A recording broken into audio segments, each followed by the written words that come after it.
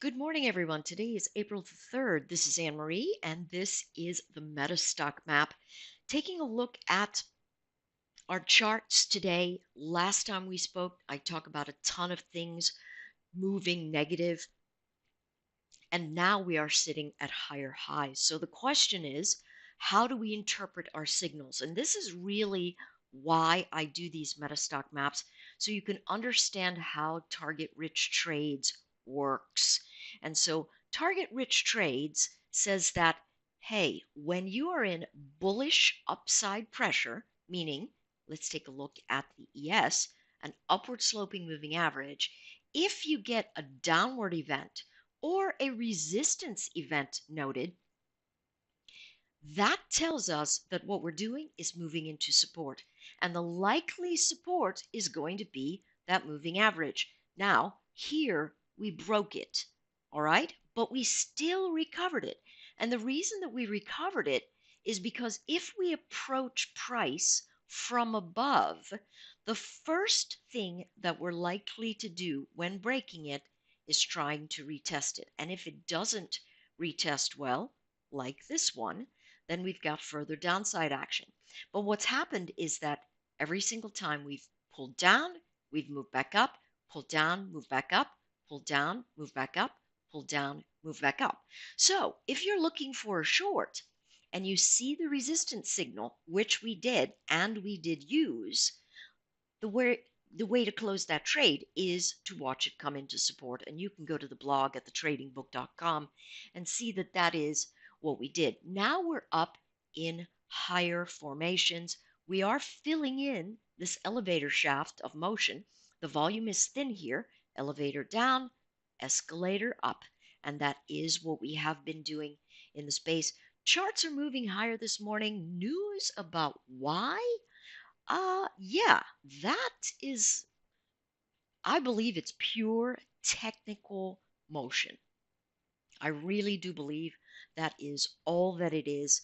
We've got um, a number of things going on, but nothing that should drive price up. So I think that this is technical motion. And if it's technical motion, old support equals new resistance. Now, the difference is that when we had this support zone, we really had quite a bit of declining motion prior to this edge. That's the one thing that's quite different here with declining motion and technical divergence. Over here, we don't really have declining motion. We do have some technical divergence.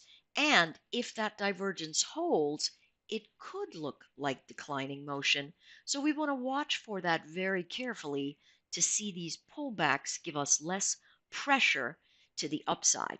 Short-term trades with smaller size are what I would recommend in these spaces. Let's take a look at the NQ. The NQ is riding a little bit hotter than the ES, up right into this edge, almost over it. Let's take a look at the forms once more. Here, we didn't really have technical divergence. We had a topping formation, and that topping formation gave us a fade. Here's another topping formation, and then the breakdown. Not a lot of triggers right there in terms of this particular contract, but the song remains the same, right? On this side, we don't see quite as much of that, but we are seeing technical divergence. This high and this higher high versus this high and this lower high. And so that tells us that the press out, which could really go all the way to 77, still does not have a chance to hold. So how do we trade like this? Well, the NQ gave us a support trigger right here. So we can do two things. We can look at this support trigger and say, all right, where was my last resistance zone? It's right around this level, right here. If I could activate this. It's not letting me activate it. Yes, there we go. There is the trigger for the last high of this candlestick. We could say, hey, if it comes back in to 74.17, I can take a long and still have a little bit of an opportunity for further upside because everything's sitting above here, right? With a stop really near that moving average. But that's still a pretty wide stop if you're looking for a swing. If you're looking for the most reasonable and least risk event, you're going to look somewhere around here, which is that moving average. And you're going to see, which I'm using a variable right now, and you're going to see the midline of, or the edge, excuse me, of this support arrow right here. And so that number gives us 73.45. So what you know is in the jockeying formation, which will come, right? The jockeying formation will come. That is going to tell you, hey, you can take the support action event there at the first pass, so long as this is not in bearish territory. If it is, the bounce would be very shallow and you're likely to rotate. My suspicion, as with all of these charts, that we are essentially range bound, and our range bound trajectories really, this one could come all the way back to 66 even in the grand scheme of things. All right, let's take a look at the next one.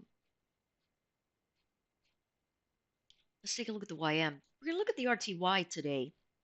Also, the YM, most difficult, having the most difficulty of the lot, but still breaking through. So let's take a look at what the momentum looked like at the last breakthrough of these levels. Notice by the time it got to the sell zone here, it was breaking above and below quite a bit. All right. Now, up here and right around here is what we are looking for. This is an auction vacuum all the way up at 26,500, right? That's very close to the all-time highs, and it could break there, but you'll notice, look at the momentum that is occurring here. It's very, very mild. And so when you get mild momentum, you will go from support to resistance, back to support, back to resistance. Everybody's been selling here. Nothing has essentially changed. So this region right up here is going to be essentially a sell zone.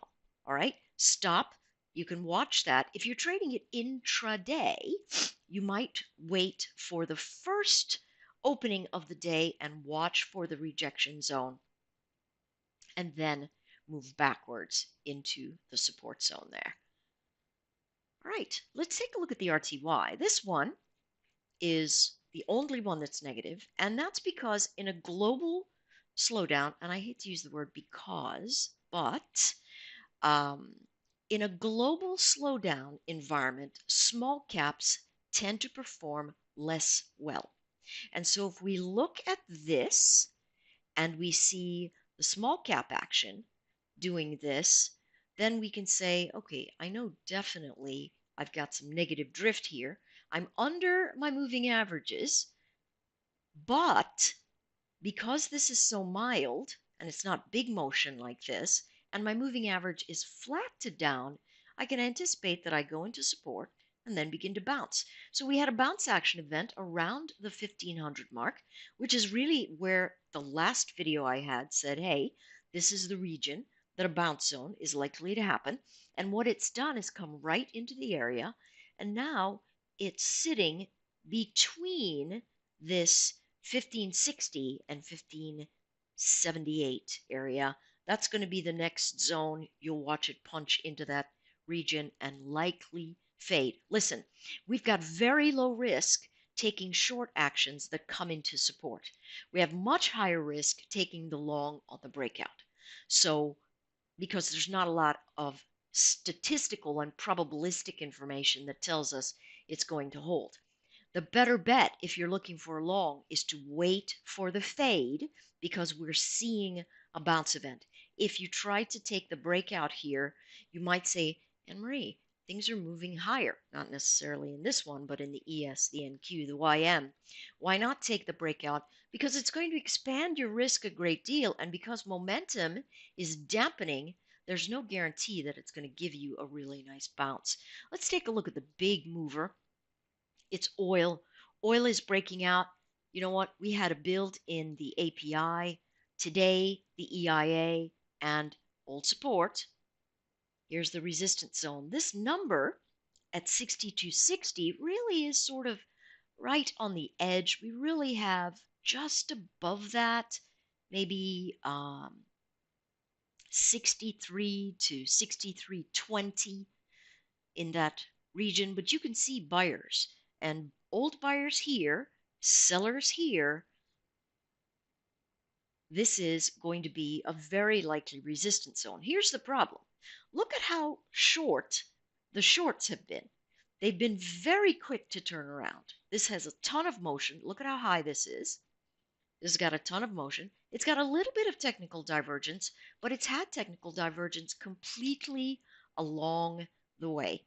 And so what we want to do is take a look at upside pressure that fades, gives us a higher low, and then we're able to take it long. We've got a lot of folks saying, hey, listen, we're not buying from Iran at all. We've got trouble with Venezuela. But we also had a build in inventories in the API. And so we'll see what the EIA says today. All right, lastly, we'll take a look at gold. Gold is sitting in a buy zone area.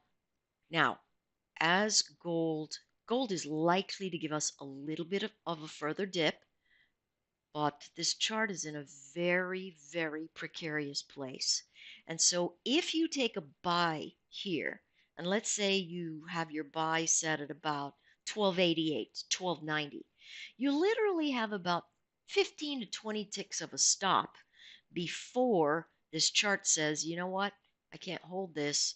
I'm going to move all the way down into the 1269 area. That's old resistance, new support.